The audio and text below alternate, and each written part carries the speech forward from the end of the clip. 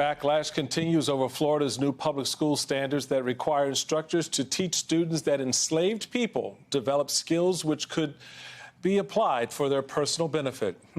This time, the rebuke comes from two of the very few black Republicans in Congress. Congressman Byron Donalds called on Florida to correct his state's Black history standards, while Tim Scott of South Carolina, the only black Republican senator, said to a reporter, quote, "There is no silver lining in slavery. What slavery was really about was separating families, about mutilating humans, and even raping their wives. It was just devastating." He called on Florida, and especially those running for president, Ron DeSantis, to again clarify their positions. Meanwhile, Vice President Kamala Harris, who DeSantis keeps attacking in this Black history feud, says the new guidelines are about a larger agenda. I do believe that we are witnessing a national agenda that is about a full-on attack against hard-won, hard-fought freedoms and rights. Consider this issue and then think about what is happening around a full-on attack on the right and the freedom to vote. Joining me now is Dean Obeidallah, MSNBC columnist and host of the Dean Obeidallah Show on SiriusXM, and Brendan Buck, MSNBC political analyst and former aide to Speakers John Boehner and Paul Ryan. Gentlemen, welcome to you both. My buddy Brendan, I'm going to start with you on this one because this one cuts a little bit close to home for us. We can talk about Kamala Harris all day long and make it about her, but it really isn't. And I want to play for you real quick Ron DeSantis' response to Byron Donalds asking him to fix this. At the end of the day, you got to choose. Are you going to side with Kamala Harris and liberal media outlets? Are you going to side with the state of Florida? And I think it's very clear that these guys did a good job on those standards. It wasn't anything that was politically motivated. These are serious scholars. So the question is, why can't he recognize in this moment that he's in the wrong lane on this? The idea that slavery somehow benefited black people, and then to have two black members of Congress from his party say to him, I think as politely as they could, because I certainly wouldn't have been as polite as they were in reprimanding him on this, that he still doesn't seem to get what they're saying and why he's tone deaf on this. Not asking you to get in his head, but the politics of this, I would think you would shift very quickly. Oh, my bad. But he's not doing that. What do you think's going on here? Because he's incredibly stubborn. I mean, I think that pretty much is what the root of all of this. Look, we're on day 6 or 7 of Ron DeSantis having to, in some ways, look like he's defending slavery. I mean, this is supposed to be a campaign reset. This is not hard. This should have been flushed down the toilet in a single day. I don't think that Ron DeSantis actually thinks there were upsides to slavery, but I think he is so stubborn and unwilling to admit error at any point that he can't help himself but to engage in a fight. Just say slavery was abhorrent. There were no upsides. These guys drew up these standards. They missed on this one. We're going to cut that out. And the story goes away. Instead, the week that he's supposed to be resetting, he continually looks like he's defending the situation. It's incredibly you and I have worked in politics for a long time. I cannot understand the thinking, the political strategy behind this, but I think it just comes down to his personality.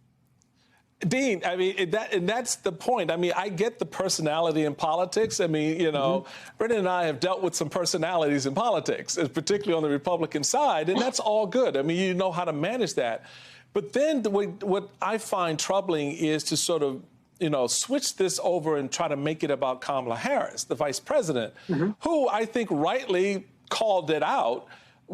What do you think of that part of the strategy? I mean, how do you think the public sees that, more importantly, trying to shift this back to her and making this somehow that, she is defending the indefensible? Well, Michael, first of all, when Republicans are fighting each other, it brings me an inappropriate amount of joy. So can we just start from that point right there? Because you're easy to please, Dean. What can I say, right? Second of all, let's take a step back here, guys, because you're looking at this like, well, Ron DeSantis is in the wrong. But I will tell you this, overwhelmingly, Republicans support critical race theory bans. which is banning teaching Black achievement and the suffering of Black people at the hands of white people through time. Secondly, polls show that a majority of Republicans now think they are the biggest victims of discrimination more than Black people. And I think this is all consistent with that. And other polling showed Republicans less supportive now of teaching any Black history at all. So I actually think you guys, we're in the right, because you're thinking like a Democrat. I'm so happy about that for both of you. But in reality, for the GOP base, the idea of teaching slavery as an upside is consistent with white victimhood. And that is the currency of Donald Trump. And the idea of teaching Black people suffered doesn't play well. Teaching that, hey, slavery was bad, but not as bad as you think, that plays well with the GOP base. That's what polling shows it. I'm not a Republican. I can get in your mind. That's what polling shows them. All right, since we're supposedly thinking so much like Democrats, so I want to say to you Democrats, why can't you seem to get your act together when it comes to Joe Biden and Bidenomics? What is the problem that you seem to have in understanding what this man has done under very difficult circumstances to generate the kind of growth in the economy and movement in the economy away from recession, away from the cliff of economic collapse, onto something that's a little bit more positive? You've got the Washington Post and others out here telling the story, and yet Democrats are sitting there going, I don't know, I think he's too old. Right, Brendan? It's like, what's up with these guys, right? Him or me? No, this is for you, Dean. Go ahead. Reality, on my show last night, my entire open was about Bidenomics and how it's working, and how some of the corporate media, not you, Michael, I applaud you sincerely for covering it, sincerely. Many of the corporate media, so much as Trump sucks all the oxygen out. And it's because there's real news with Donald Trump. He's just more charges. The Democrats have to get out there and talk about this. Unemployment, again, the lowest since the 1960s. Inflation, the lowest point in 2 years. Consumer confidence just hit a new 2-year high this week. That's 3 months in a row. That's on the uptick. Gas prices down 25%. I agree with you 100%, Michael. Democrats should be getting out there and repeating the message over and over again. The problem is you have two Democrats and you hear three opinions on any issue. You can book one Democrat for both sides of the same issue because that's what Democrats do. We are not great at messaging. The GOP is much better at it. Democrats got to own the economy. It's a winning issue for 2024. Brendan, I'll give you the last word on this before we go to break. Yeah, it might be a winning issue, but the stats you just cited are not all that encouraging. I mean, inflation is still really high. It may be lower than it was. And a 2-year consumer confidence is not that long ago when things were really bad. Look, this is a risky play, and I don't think they're doing this because they're going on offense. I think they know they have a problem. They have a huge weakness, and they're trying to fix it.